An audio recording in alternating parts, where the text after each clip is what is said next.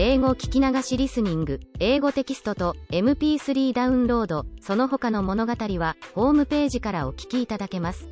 88thpp.com 88thpp.com 15. The Magic. When Sarah had passed the house next door, she had seen Ram Dass closing the shutters, and caught her glimpse of this room also. It is a long time since I saw a nice place from the inside, was the thought which crossed her mind. There was the usual bright fire glowing in the grate, and the Indian gentleman was sitting before it. His head was resting in his hand, and he looked as lonely and unhappy as ever. "Poor man," said Sarah. "I wonder what you are supposing." And this was what he was supposing at that very moment. Suppose, he was thinking, suppose, even if Carmichael traces the people to Moscow, the little girl they took from Madame Pascal's school in Paris is not the one we are in search of. Suppose she proves to be quite a different child. What steps shall I take next? When Sarah went into the house, she met Miss Minchin, who had come downstairs to scold the cook. "Where have you wasted your time?" she demanded. "You have been out for hours." "It was so wet and muddy," Sarah answered, "it was hard to walk, because my shoes were so bad and slipped about." "Make no excuses," said Miss Minchin, "and tell no falsehoods." Sarah went in to the cook. The cook had received a severe lecture and was in a fearful temper as a result. She was only too rejoiced to have someone to vent her rage on, and Sarah was a convenience, as usual. "Why didn't you stay all night?" she snapped. Sarah laid her purchases on the table. "Here are the things," she said. The cook looked them over, grumbling. She was in a very savage humor indeed. "May I have something to eat?" Sarah asked rather faintly. "Tea's over and done with," was the answer. "Did you expect me to keep it hot for you?" Sarah stood silent for a second. "I had no dinner," she said next, and her voice was quite low. She made it low because she was afraid it would tremble. "There's some bread in the pantry," said the cook. "That's all you'll get at this time of day." Sarah went and found the bread. It was old and hard and dry. The cook was in too vicious a humor to give her anything to eat with it. It was always safe and easy to vent her spite on Sarah. Really, it was hard for the child to climb the 3 long flights of stairs leading to her attic. She often found them long and steep when she was tired, but tonight it seemed as if she would never reach the top. Several times she was obliged to stop to rest. When she reached the top landing, she was glad to see the glimmer of a light coming from under her door. That meant that Ermengarde had managed to creep up to pay her a visit. There was some comfort in that. It was better than to go into the room alone and find it empty and desolate. The mere presence of plump, comfortable Ermengarde, wrapped in her red shawl, would warm it a little. Yes, there Ermengarde was when she opened the door. She was sitting in the middle of the bed, with her feet tucked safely under her. She had never become intimate with Melchizedek and his family, though they rather fascinated her. When she found herself alone in the attic, she always preferred to sit on the bed until Sarah arrived. She had, in fact, on this occasion had time to become rather nervous, because Melchizedek had appeared and sniffed about a good deal, and once had made her utter a repressed squeal by sitting up on his hind legs and, while he looked at her, sniffing pointedly in her direction. "Oh, Sarah," she cried out, "I am glad you have come." She would sniff about so. I tried to coax him to go back, but he wouldn't for such a long time. I like him, you know, but it does frighten me when he sniffs right at me. Do you think he ever would jump? "No," answered Sarah. Ermengarde crawled forward on the bed to look at her. "You do look tired, Sarah," she said. "You are quite pale." "I am tired," said Sarah, dropping onto the lopsided footstool. "Oh, there's Melchizedek, poor thing. He's come to ask for his supper." Melchizedek had come out of his hole as if he had been listening for her footstep. Sarah was quite sure he knew it. He came forward with an affectionate, expectant expression as Sarah put her hand in her pocket and turned it inside out, shaking her head. "I'm very sorry," she said. "I haven't one crumb left. Go home, Melchizedek, and tell your wife there was nothing in my pocket. I'm afraid I forgot because the cook and Miss Minchin were so cross." Melchizedek seemed to understand. He shuffled resignedly, if not contentedly, back to his home. "I did not expect to see you tonight, Sarah said. Ermengarde hugged herself in the red shawl. "Miss Amelia has gone out to spend the night with her old aunt," she explained. "No one else ever comes and looks into the bedrooms after we are in bed. I could stay here until morning if I wanted to." She pointed toward the table under the skylight. Sarah had not looked toward it as she came in. A number of books were piled upon it. Ermengarde's gesture was a dejected one. Papa has sent me some more books, Sarah, she said. There they are. Sarah looked round and got up at once. She ran to the table, and picking up the top volume, turned over its leaves quickly. For the moment she forgot her discomforts. Ah, she cried out, how beautiful! Carlyle's French Revolution. I have so wanted to read that.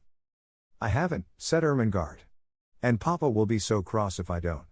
He'll expect me to know all about it when I go home for the holidays. What shall I do? Sarah stopped turning over the leaves and looked at her with an excited flush on her cheeks. Look here, she cried, if you'll lend me these books, _I_LL_ read them, and tell you everything that's in them afterward, and I'll tell it so that you will remember it, too. Oh, goodness, exclaimed Ermengarde. Do you think you can?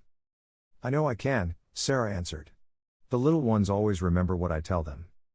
Sarah, said Ermengarde, hope gleaming in her round face, if you'll do that, and make me remember, I'll give you anything. I don't want you to give me anything, said Sarah. I want your books, I want them. And her eyes grew big, and her chest heaved. Take them, then, said Ermengarde. I wish I wanted them but I don't. I'm not clever, and my father is, and he thinks I ought to be. Sarah was opening one book after the other. What are you going to tell your father? She asked, a slight doubt dawning in her mind. Oh, he needn't know, answered Ermengarde. He'll think I've read them. Sarah put down her book and shook her head slowly. That's almost like telling lies, she said. And lies, well, you see, they are not only wicked, they're vulgar. Sometimes reflectively, I've thought perhaps I might do something wicked. I might suddenly fly into a rage and kill Miss Minchin, you know, when she was ill-treating me, but I couldn't be vulgar. Why can't you tell your father _I_ read them?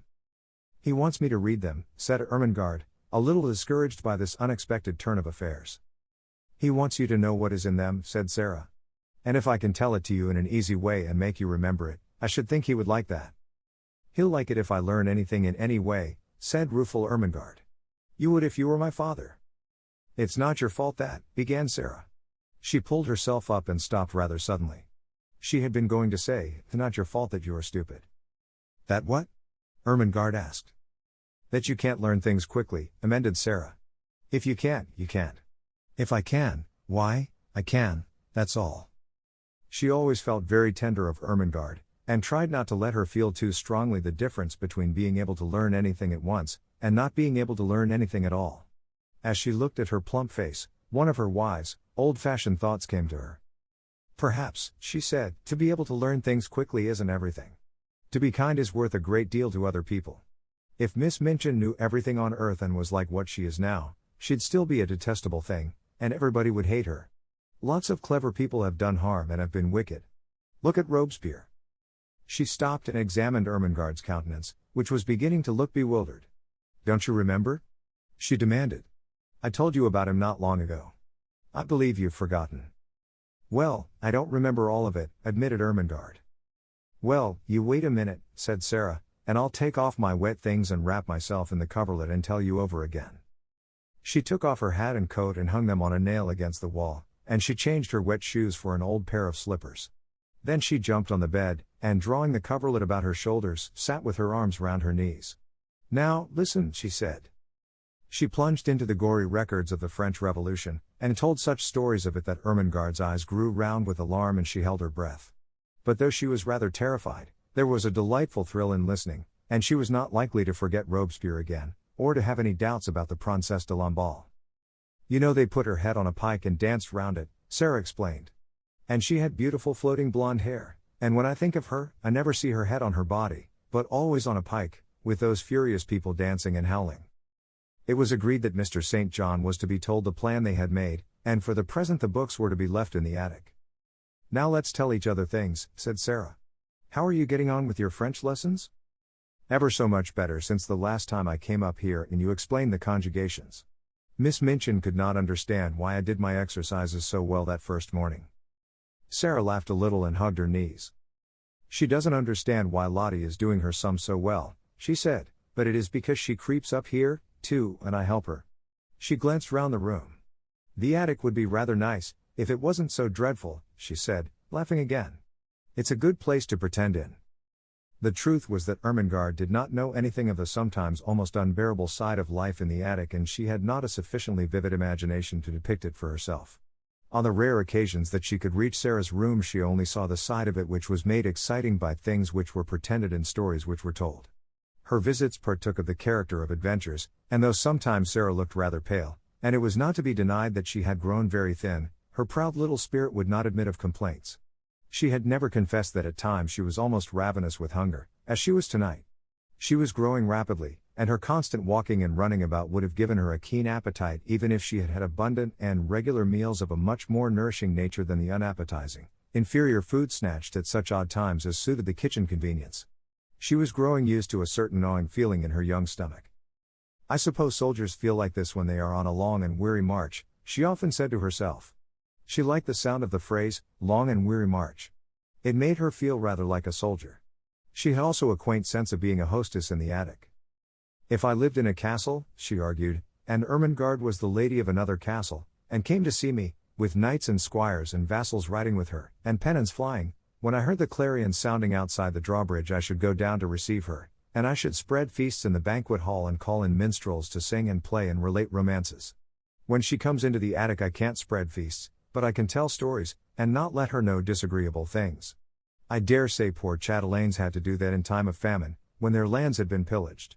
She was a proud, brave little chatelaine, and dispensed generously the one hospitality she could offer, the dreams she dreamed, the visions she saw, the imaginings which were her joy and comfort. So, as they sat together, Ermengarde did not know that she was faint as well as ravenous, and that while she talked she now and then wondered if her hunger would let her sleep when she was left alone. She felt as if she had never been quite so hungry before. "I wish I was as thin as you, Sarah," Ermengarde said suddenly. "I believe you are thinner than you used to be. Your eyes look so big, and look at the sharp little bones sticking out of your elbow." Sarah pulled down her sleeve, which had pushed itself up. "I always was a thin child," she said bravely, "and I always had big green eyes." "I love your queer eyes," said Ermengarde, looking into them with affectionate admiration. "They always look as if they saw such a long way. I love them, and I love them to be green, though they look black generally." "They are cat's eyes," laughed Sarah, "but I can't see in the dark with them, because I have tried, and I couldn't. I wish I could." It was just at this minute that something happened at the skylight which neither of them saw. If either of them had chanced to turn and look, she would have been startled by the sight of a dark face which peered cautiously into the room and disappeared as quickly and almost as silently as it had appeared. Not quite as silently, however.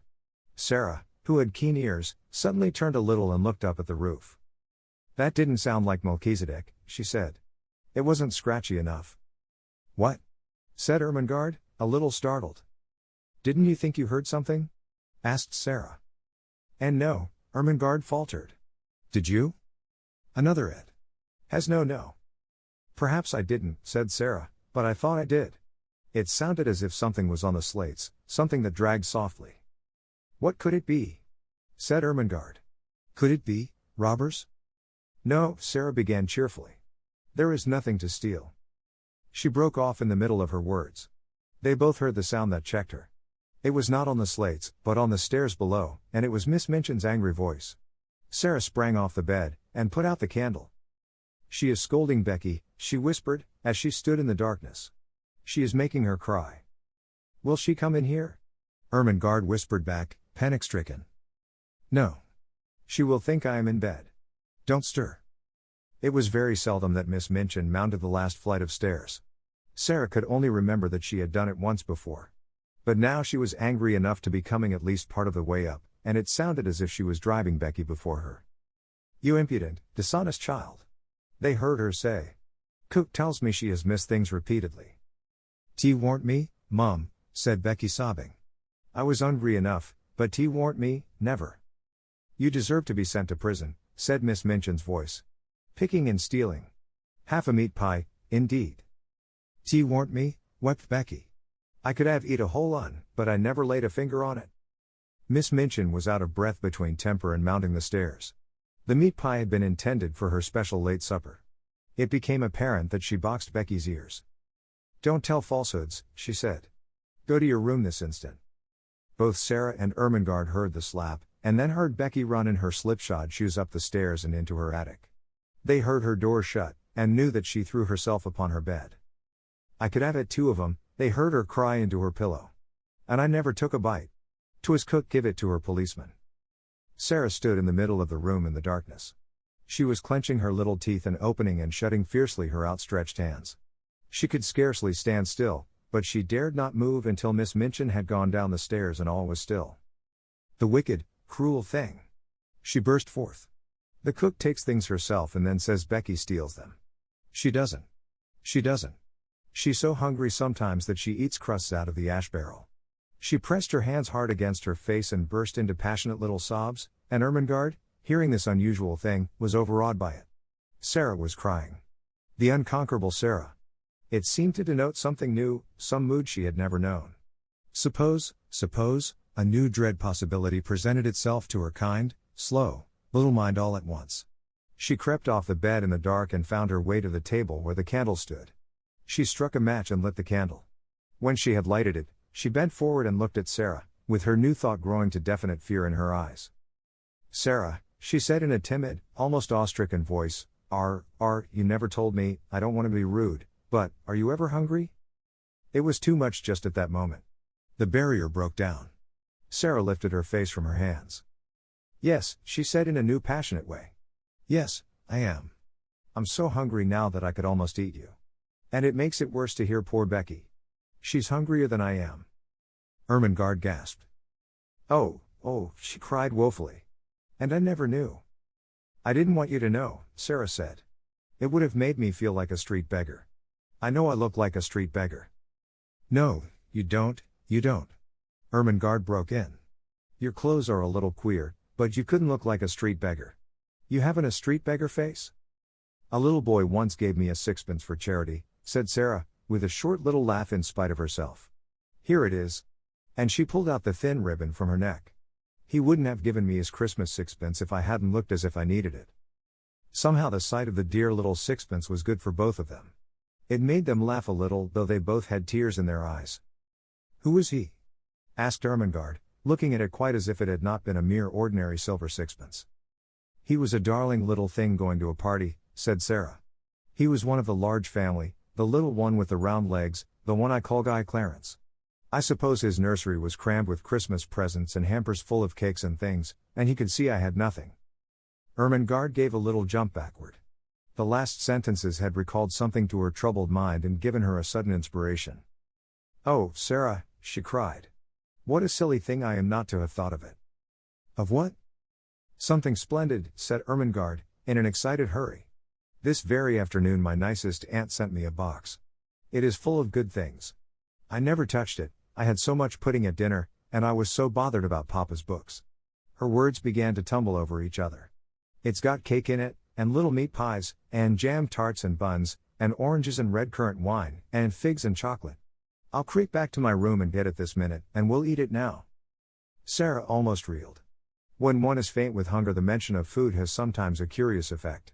She clutched Ermengarde's arm. Do you think you could? She ejaculated. I know I could, answered Ermengarde, and she ran to the door, opened it softly, put her head out into the darkness, and listened. Then she went back to Sarah. The lights are out. Everybody's in bed. I can creep, and no one will hear. It was so delightful that they caught each other's hands and a sudden light sprang into Sarah's eyes. Ermi, she said. Let us pretend. Let us pretend it's a party. And oh, won't you invite the prisoner in the next cell? Yes. Yes. Let us knock on the wall now. The jailer won't hear. Sarah went to the wall. Through it she could hear poor Becky crying more softly. She knocked 4 times. That means, come to me through the secret passage under the wall, she explained. I have something to communicate. 5 quick knocks answered her. She is coming, she said. Almost immediately the door of the attic opened and Becky appeared.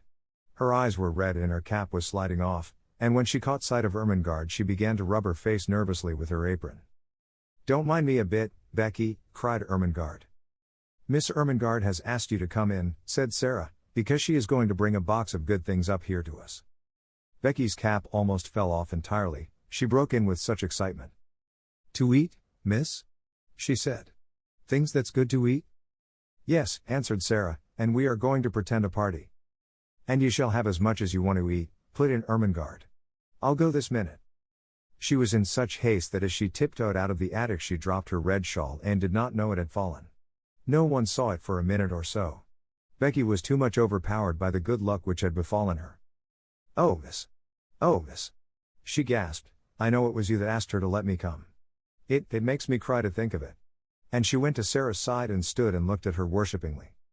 But in Sarah's hungry eyes the old light had begun to glow and transform her world for her. Here in the attic, with the cold night outside, with the afternoon and the sloppy streets barely past, with the memory of the awful unfed look in the beggar child's eyes not yet faded, this simple, cheerful thing had happened like a thing of magic. She caught her breath. Somehow, something always happens, she cried, just before things get to the very worst. It is as if the magic did it. If I could only just remember that always. The worst thing never quite comes. She gave Becky a little cheerful shake. No. You mustn't cry, she said. We must make haste and set the table. Set the table, miss? Said Becky, gazing round the room. What'll we set it with? Sarah looked round the attic, too. There doesn't seem to be much, she answered, half laughing. That moment she saw something and pounced upon it. It was Ermengarde's red shawl which lay upon the floor. Here's the shawl, she cried. I know she won't mind it. It will make such a nice red tablecloth. They pulled the old table forward, and threw the shawl over it. Red is a wonderfully kind and comfortable color. It began to make the room look furnished directly. How nice a red rug would look on the floor, exclaimed Sarah. We must pretend there is one. Her eye swept the bare boards with a swift glance of admiration. The rug was laid down already. How soft and thick it is, she said, with a little laugh which Becky knew the meaning of, and she raised and set her foot down again delicately, as if she felt something under it. Yes, miss, answered Becky, watching her with serious rapture. She was always quite serious. What next, now? Said Sarah, and she stood still and put her hands over her eyes. Something will come if I think and wait a little in a soft, expectant voice. The magic will tell me. One of her favorite fancies was that on the outside, as she called it, thoughts were waiting for people to call them. Becky had seen her stand and wait many a time before, and knew that in a few seconds she would uncover an enlightened, laughing face. In a moment she did. There, she cried. It has come. I know now. I must look among the things in the old trunk I had when I was a princess. She flew to its corner and kneeled down. It had not been put in the attic for her benefit, but because there was no room for it elsewhere. Nothing had been left in it but rubbish. But she knew she should find something. The magic always arranged that kind of thing in one way or another. In a corner lay a package so insignificant looking that it had been overlooked, and when she herself had found it she had kept it as a relic. It contained a dozen small white handkerchiefs. She seized them joyfully and ran to the table. She began to arrange them upon the red table cover, patting and coaxing them into shape with the narrow lace edge curling outward, her magic working its spells for her as she did it. These are the plates, she said. They are golden plates. These are the richly embroidered napkins. Nuns work them in convents in Spain. Did they, miss? Breathed Becky, her very soul uplifted by the information. You must pretend it, said Sarah. If you pretend it enough, you will see them. Yes, miss, said Becky, and as Sarah returned to the trunk she devoted herself to the effort of accomplishing an end so much to be desired. Sarah turned suddenly to find her standing by the table, looking very queer indeed. She had shut her eyes, and was twisting her face in strange convulsive contortions, her hands hanging stiffly clenched at her sides. She looked as if she was trying to lift some enormous weight. What is the matter, Becky? Sarah cried. What are you doing? Becky opened her eyes with a start. I was pretendin', miss, she answered a little sheepishly. I was trying to see it like you do. I almost did, with a hopeful grin. But it takes a lot of strength.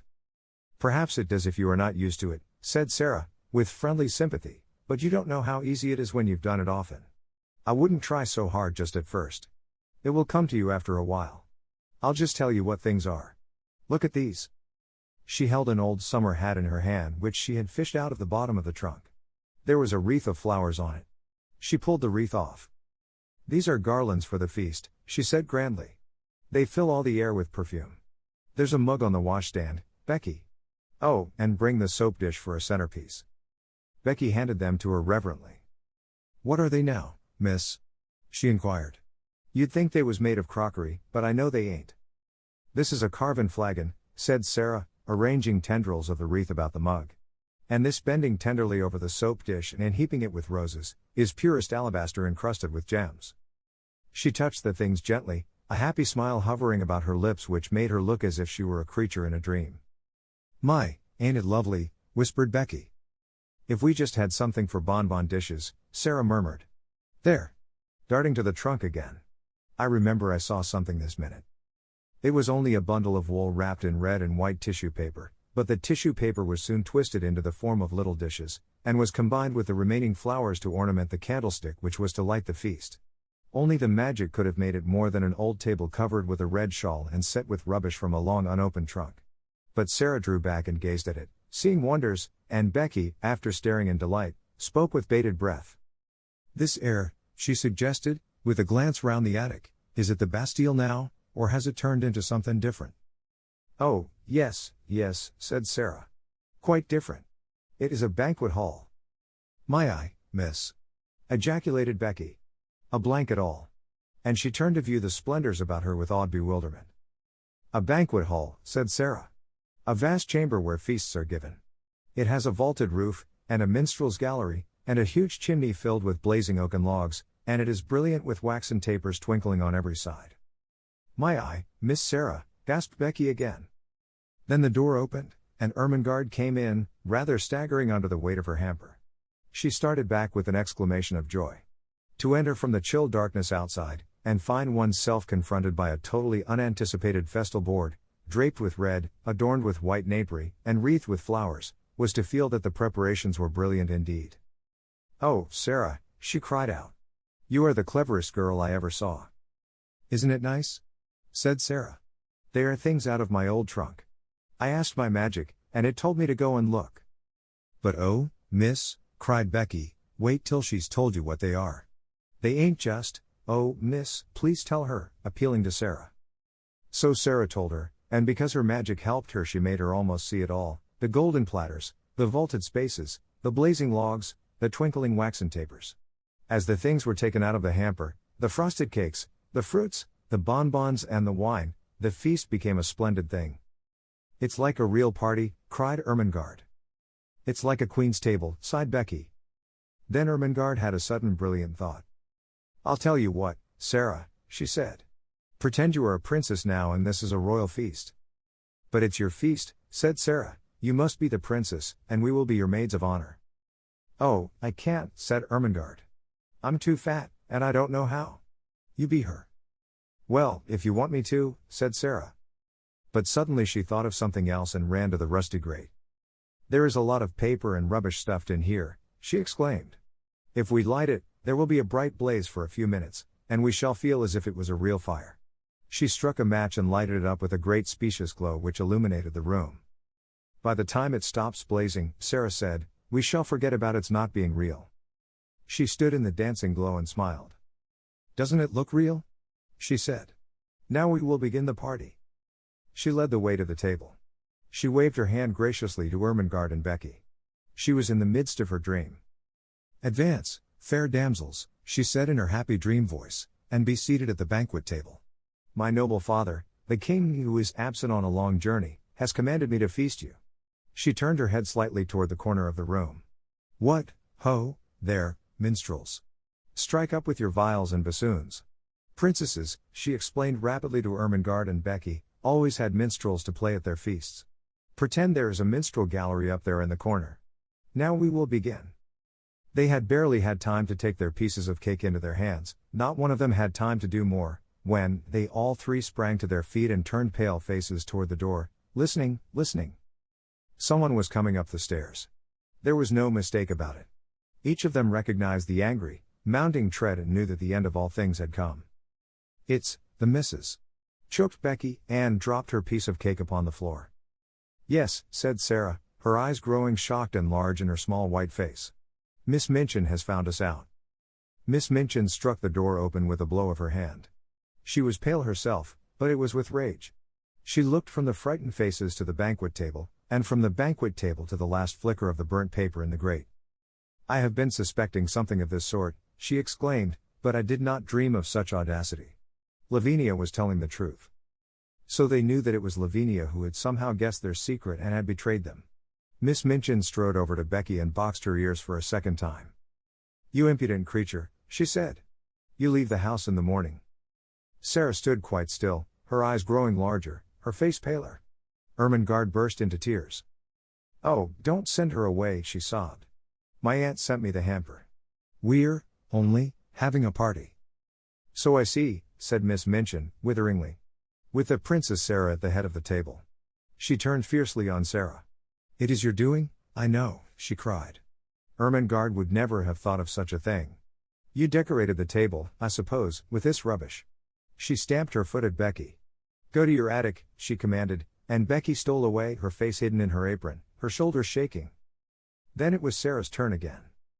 "I will attend to you tomorrow. You shall have neither breakfast, dinner, nor supper." "I have not had either dinner or supper today, Miss Minchin," said Sarah, rather faintly. "Then all the better. You will have something to remember. Don't stand there. Put those things into the hamper again." She began to sweep them off the table into the hamper herself, and caught sight of Ermengarde's new books. "And you too, Ermengarde, have brought your beautiful new books into this dirty attic. Take them up and go back to bed. You will stay there all day tomorrow, and I shall write to your papa. What would he say if he knew where you are tonight?" Something she saw in Sarah's grave, fixed gaze at this moment made her turn on her fiercely. "What are you thinking of?" she demanded. "Why do you look at me like that?" "I was wondering," answered Sarah, as she had answered that notable day in the schoolroom. "What were you wondering?" It was very like the scene in the schoolroom. There was no pertness in Sarah's manner. It was only sad and quiet. "I was wondering," she said in a low voice, "what my papa would say if he knew where I am tonight." Miss Minchin was infuriated just as she had been before, and her anger expressed itself, as before, in an intemperate fashion. She flew at her and shook her. "You insolent, unmanageable child," she cried. "How dare you? How dare you?" She picked up the books, swept the rest of the feast back into the hamper in a jumbled heap, thrust it into Ermengarde's arms, and pushed her before her toward the door. "I will leave you to wonder," she said. "Go to bed this instant." And she shut the door behind herself and poor stumbling Ermengarde, and left Sarah standing quite alone. The dream was quite at an end. The last spark had died out of the paper in the grate and left only black tinder, the table was left bare, the golden plates and richly embroidered napkins, and the garlands were transformed again into old handkerchiefs, scraps of red and white paper, and discarded artificial flowers all scattered on the floor. The minstrels in the minstrel gallery had stolen away, and the viols and bassoons were still. Emily was sitting with her back against the wall, staring very hard. Sarah saw her, and went and picked her up with trembling hands. "There isn't any banquet left, Emily," she said. "And there isn't any princess. There is nothing left but the prisoners in the Bastille." And she sat down and hid her face. What would have happened if she had not hidden it just then, and if she had chanced to look up at the skylight at the wrong moment? I do not know. Perhaps the end of this chapter might have been quite different, because if she had glanced at the skylight she would certainly have been startled by what she would have seen. She would have seen exactly the same face pressed against the glass and peering in at her as it had peered in earlier in the evening when she had been talking to Ermengarde. But she did not look up. She sat with her little black head in her arms for some time. She always sat like that when she was trying to bear something in silence. Then she got up and went slowly to the bed. "I can't pretend anything else, while I am awake," she said. "There wouldn't be any use in trying. If I go to sleep, perhaps a dream will come and pretend for me." She suddenly felt so tired, perhaps through want of food, that she sat down on the edge of the bed quite weakly. "Suppose there was a bright fire in the grate, with lots of little dancing flames," she murmured. "Suppose there was a comfortable chair before it, and suppose there was a small table near, with a little hot supper on it. And suppose, as she drew the thin coverings over her, suppose this was a beautiful soft bed, with fleecy blankets and large downy pillows. Suppose, and her very weariness was good to her, for her eyes closed and she fell fast asleep. She did not know how long she slept. But she had been tired enough to sleep deeply and profoundly, too deeply and soundly to be disturbed by anything, even by the squeaks and scamperings of Melchizedek's entire family, if all his sons and daughters had chosen to come out of their hole to fight and tumble and play. When she awakened it was rather suddenly, and she did not know that any particular thing had called her out of her sleep. The truth was, however, that it was a sound which had called her back, a real sound, the click of the skylight as it fell in closing after a lithe white figure which slipped through it and crouched down close by upon the slates of the roof, just near enough to see what happened in the attic, but not near enough to be seen. At first she did not open her eyes. She felt too sleepy and, curiously enough, too warm and comfortable. She was so warm and comfortable, indeed, that she did not believe she was really awake. She never was as warm and cozy as this except in some lovely vision. "What a nice dream," she murmured. "I feel quite warm. I don't want to wake up." Of course it was a dream. She felt as if warm, delightful bedclothes were heaped upon her. She could actually feel blankets, and when she put out her hand it touched something exactly like a satin-covered eiderdown quilt. She must not awaken from this delight, she must be quite still and make it last. But she could not, even though she kept her eyes closed tightly, she could not. Something was forcing her to awaken, something in the room. It was a sense of light, and a sound, the sound of a crackling, roaring little fire. "Oh, I am awakening," she said mournfully. "I can't help it, I can't." Her eyes opened in spite of herself. And then she actually smiled, for what she saw she had never seen in the attic before, and knew she never should see. "Oh, I haven't awakened," she whispered, daring to rise on her elbow and look all about her. "I am dreaming yet." She knew it must be a dream, for if she were awake such things could not be. Do you wonder that she felt sure she had not come back to earth? This is what she saw. In the grate there was a glowing, blazing fire, on the hob was a little brass kettle hissing and boiling, spread upon the floor was a thick, warm crimson rug, before the fire a folding chair, unfolded, and with cushions on it, by the chair a small folding table, unfolded, covered with a white cloth, and upon it spread small covered dishes, a cup, a saucer, a teapot. On the bed were new warm coverings and a satin-covered down quilt, at the foot a curious wadded silk robe, a pair of quilted slippers, and some books. The room of her dream seemed changed into fairyland, and it was flooded with warm light, for a bright lamp stood on the table covered with a rosy shade. She sat up, resting on her elbow, and her breathing came short and fast. "It does not melt away," she panted. "Oh, I never had such a dream before." She scarcely dared to stir, but at last she pushed the bedclothes aside, and put her feet on the floor with a rapturous smile.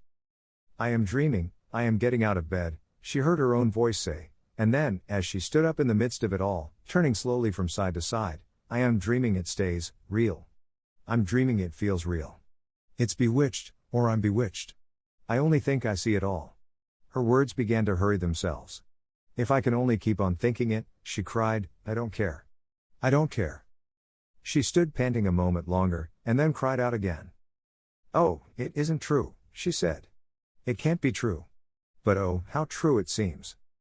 The blazing fire drew her to it, and she knelt down and held out her hands close to it, so close that the heat made her start back. "A fire I only dreamed wouldn't be hot," she cried. She sprang up, touched the table, the dishes, the rug, she went to the bed and touched the blankets. She took up the soft wadded dressing gown, and suddenly clutched it to her breast and held it to her cheek. "It's warm. It's soft." She almost sobbed. "It's real. It must be." She threw it over her shoulders, and put her feet into the slippers. "They are real, too. It's all real," she cried. I am not dreaming." She almost staggered to the books and opened the one which lay upon the top. Something was written on the flyleaf, just a few words, and they were these. "To the little girl in the attic. From a friend." When she saw that, wasn't it a strange thing for her to do, she put her face down upon the page and burst into tears. "I don't know who it is," she said, "but somebody cares for me a little. I have a friend." She took her candle and stole out of her own room and into Becky's, and stood by her bedside. "Becky, Becky," she whispered as loudly as she dared. "Wake up."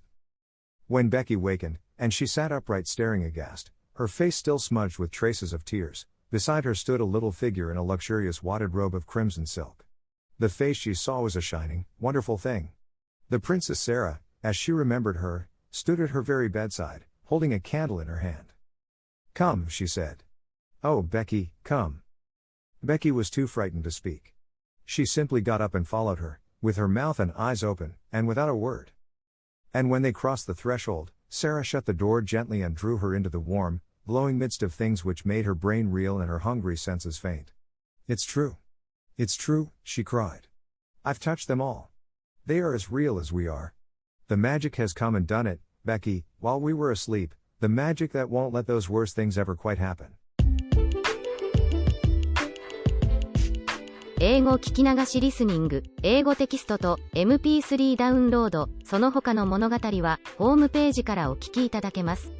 88thpp.com 88thpp.com